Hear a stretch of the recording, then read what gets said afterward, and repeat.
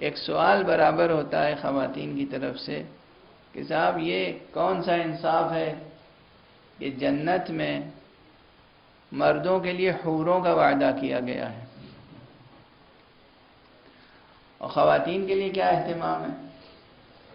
زیادہ تر لفظ حور آتا ہے، آپ کو معلوم ہے کہ یہ بھی مادی دنیا اور معنوی دنیا کے فرق کو نہ سمجھنے کی بنا پر ہے، اور عربی لغت کا اگر مشاہدہ کر لیں تو دونوں مشکلیں حل ہو جاتی ہیں۔ عربی زبان اور عربی لغت میں بعض الفاظ ایسے ہیں،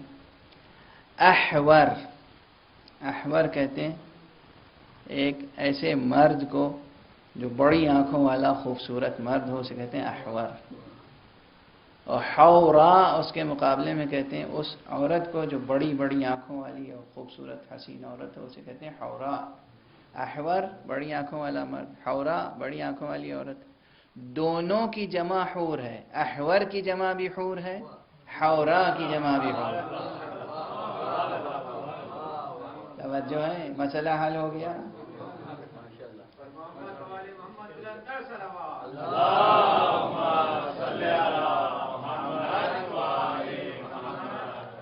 احور کی جمع بھی حور ہے، حورا کی جمع بھی حور ہے۔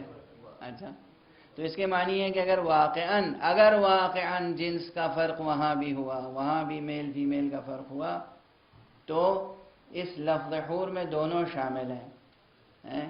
لیکن دوسری حقیقت یہ ہے کہ عالم معنویت میں، روحانیات میں، روح کی دنیا میں کوئی مؤنث مذکر نہیں ہوتا، یہ عالم جسم کی بات ہے، یہ اس دنیا کی بات ہے، یہ مادی دنیا کی بات ہے، یہ جسمانی دنیا کی بات ہے جہاں مؤنث و مذکر کا فرق ہے۔ وہاں روحانیات کی دنیا میں، معنویات کی دنیا میں مؤنث و مذکر کا فرق نہیں ہے۔ جس طرح